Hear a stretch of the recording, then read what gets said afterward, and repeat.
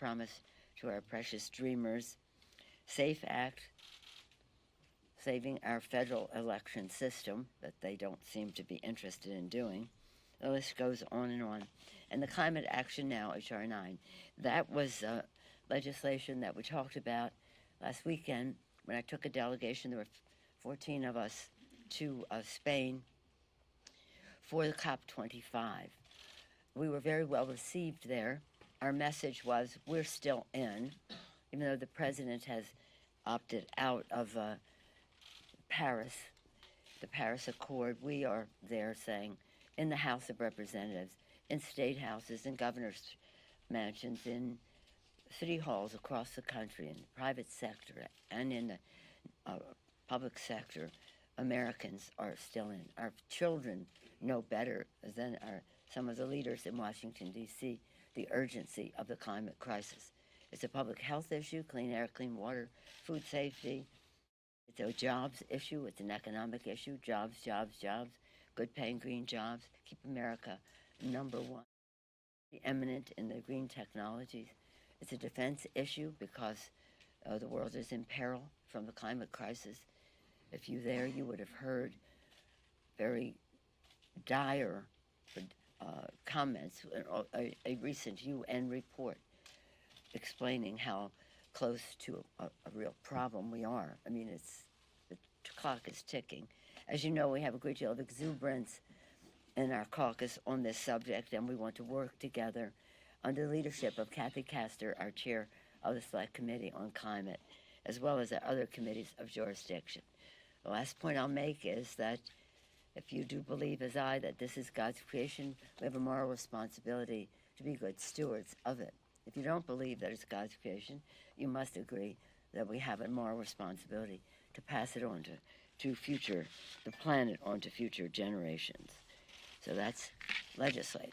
Investigate, as I mentioned this morning, we've heard from patriotic public servants, some of them appointed by President Trump, present the facts, and they are just undeniable, the facts of the president's actions. I won't go into it unless you ask. You heard yesterday in the Judiciary Committee, the scholars present the Constitution and how the facts and the Constitution give us no choice but to move forward with impeachment of the president. And so I'm arranged for the chairs. We have 6 chairs of the relevant committees to make recommendations about articles of impeachment. Legislate, investigate, litigate. We're winning every court case, whether it's Deutsche Bank for the president's records, Mazer case for the president's records. The list goes on, but they keep bumping it up to a higher court. Now some of it is approaching the Supreme Court level. And so we're waiting to see if the court will even take up something that is so in defiance of their precedent that says, yes, Congress has the right to subpoena and oversight over the executive branch. In that regard, I just want to say this to you, my friends in the press. When you keep asking, why don't we wait for these court cases? The president's actions in sending all these, taking these things to court and then bumping them up in court is an obstruction of justice. And so we're not going to be accomplices to his obstruction of justice. We have our constitutional responsibility, we have our facts, and we will act upon them. And as the courts act, because we're operating in the Congress and in the courts, and as the courts come forward with their decisions, whenever that may be, the president will have to be held accountable for that at that time. Any questions? You've been hesitant for weeks to make this move, and cautious to make this move to impeach. Was there an aha moment for you personally, a piece of evidence or testimony that swayed you now to take this step? Well, I'm glad you asked that question, because all I hear from the press is that I'm moving so swiftly that it's like a blur going by. This has been a couple of years, 2.5, since the initial investigation of the Russian involvement in America's election, which started much of this and then led to other things. But I do think the aha moment for the country was the action taken by the President Trump appointee, the Inspector General of the intelligence community, who said that there was a credible report from a whistleblower of grave concern, and that Congress should be aware of that. And that is the facts of the Ukraine situation just changed everything. The polls went from 59 opposed to impeachment, 34 in favor, to about even. And let me just say this: this isn't.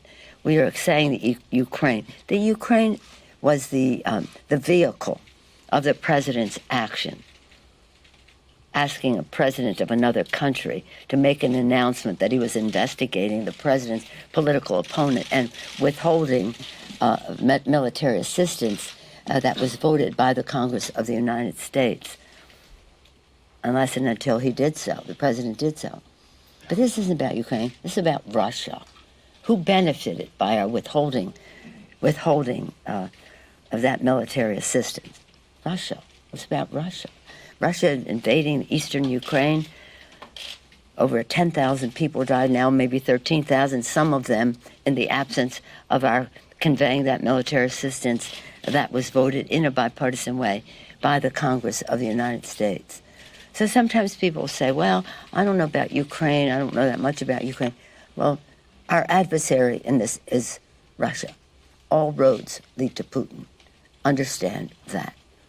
And so that was the aha moment where we had, see, in the other cases, we had the obstruction of justice, but we didn't have as much information as to what he was obstructing justice on, because the White House was withholding the information and not enabling us, that even Richard Nixon enabled us to have the grand jury testimony. That was it.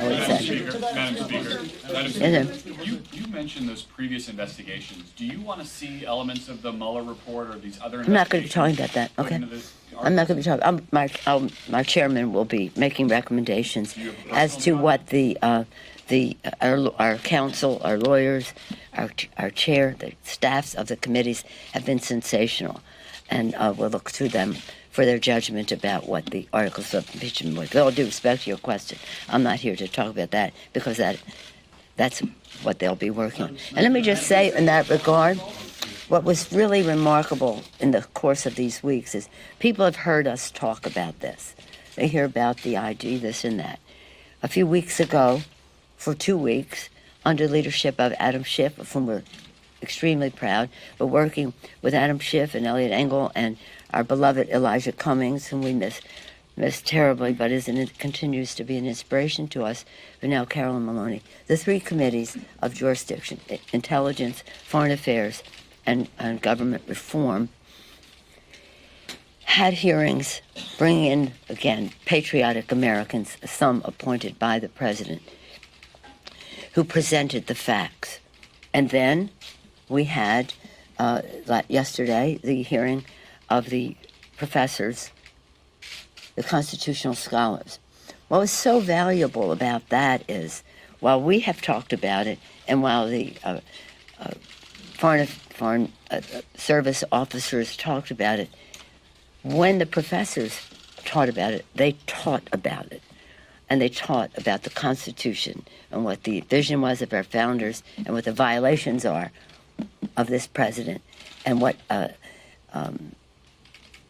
is all about. So I think people had just a disparate grasp of why it is important for us to go forward. Yes, sir. There are Democrats from districts that the president carried who are skeptical about moving forward, and the impeachment inquiry they later embraced moving forward. Are you concerned at all that some of them may face a backlash if they vote for articles of impeachment, and it could ultimately hurt them in their races come next year?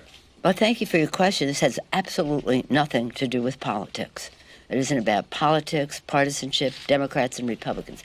That's totally insignificant. It's about the Constitution of the United States, the oath of office we take to protect and defend the Constitution from all enemies, foreign and domestic. It's about the president not honoring his oath of office. So no, I'm not concerned. Madam Speaker, you have You emphasized. go first, okay? That's, Speaker, on a slightly different note, are you concerned about what this vote might do to the country? And how did you weigh that as you came to this decision? how this would do, well, as I said this morning, I'm really sorry the president made this necessary by his complete disregard for the vision of our founders, for what he is doing. Article 2 says I can do whatever I want. It was completely contrary to what our founders had in mind. So all along I said for 2 years, this is an impeachment is not a pleasant experience. It can be divisive. We don't take any glee in this at all. It's heartbreaking. But the president gave us no choice. So we're not going to say, well, we would honor our oath of office, but what? He's the one who's dividing the country on this. We are honoring the Constitution of the United States. And let me say this about our founders. On the Great Seal of the United States, it says, Novo Ordo Seclorum, a new order for the ages. They had so much confidence in what they were doing that they said it was going to last forever, for the ages, because they had written a constitution, a founding documents. Thank God they made it amendable so that we could expand freedom over time and always will continue to. But they predicated that on people honoring the Constitution of the United States. They could predict that there would be a rogue president of the United States. They probably couldn't predict that there would be a rogue Senate leader who would just ignore the facts and the Constitution on all of this. And so we have the responsibility to do that, to strengthen the institution in which we save. And if we did not act on this, the message to any future president, Democratic, Republican, whoever she or he may be, would be, you can do whatever you want. And if we did not act on this, we should amend the Constitution and remove impeachment, which was very important to our founders. Novus Order Seclorum, from anyone. And I also, from anyone is my theme. That was New Order for the Age. From anyone is what I've always said about this. As we go forward, we did this in a very deliberative, fair, strong way, recognizing our founders gave us many calls to action. The times have found us, found them to establish a new country, fight for it, and the rest, found us to protect and defend what they did by honoring our oath of office. But I also said, e pluribus unum, from many one. So we take that heed of that too, to be uniting in what we are doing and what we are doing, to be healing in what we are doing, instead of having an increased violation of what our founders intended and undermining our democracy. We see our mission as defending democracy for the people. Can you address one thing? Good morning. In your remarks this morning, you said that we will proceed in a manner worthy of our oath of office. That's right. Many have indicated this is one of the most important, serious things that the House of Representatives could undertake. Absolutely. So, It's historic. Right, and you have not put a timetable on doing this. It's been announced there's going to be another hearing on Monday. What- Presentation of what we have in the committees will be presented on Monday. Right. So, is there any sort of concern about, you said it's not a blur, but moving this before Christmas, moving this before the new year, anything on that maybe taking more time so that the public understands? There was one member this morning, Debbie Dingle, who said that she was meeting with a woman at a funeral and said, I don't understand all of this. Is it important maybe to slow this down, take more time, proceed in a manner worthy of your office? We are proceeding in a manner worthy of the Constitution. We feel comfortable with all of the time that has gone into this 2.5 years since the appointment of Mueller and all that transpired since then. I have confidence, humility, again, a heart full of love for America. We are doing this in the right way, and I'm very proud of our chairman who have taken that. If some people have some unease, we'll catch them up, and we haven't asked anybody for a vote, nor will we. People will make their own minds up about what this is about. As I have to go. Thank you. Thank you. Do you hate the president, Madam Speaker? Because I Representative don't Collins, hate anybody. Representative Collins, I was the raised in reason a I Catholic house. You don't hate anybody, not anybody in the world. So don't accuse me. I of did any- not accuse you. You did. I asked a You question. did. And Representative Collins yesterday suggested that the Democrats are doing this simply because they don't like the I guy. have nothing to do with it. Let me just say this. I think it's an important I point. think the president is a coward when it comes to helping our kids who are afraid of gun violence. I think he is cruel when he doesn't deal with helping our dreamers, of which we're very proud. I think he's in denial about the climate crisis. However, that's about the election. This is about the elect. Take it up in the election. This is about the Constitution of the United States and the facts that lead to the president's violation of his oath of office. And as a Catholic, I resent your using the word hate in a sentence that addresses me. I don't hate anyone. I was raised in a way that is a heart full of love, and always prayed for the president. And I still pray for the president. I pray for the president all the time. So don't mess with me when it comes to words like that.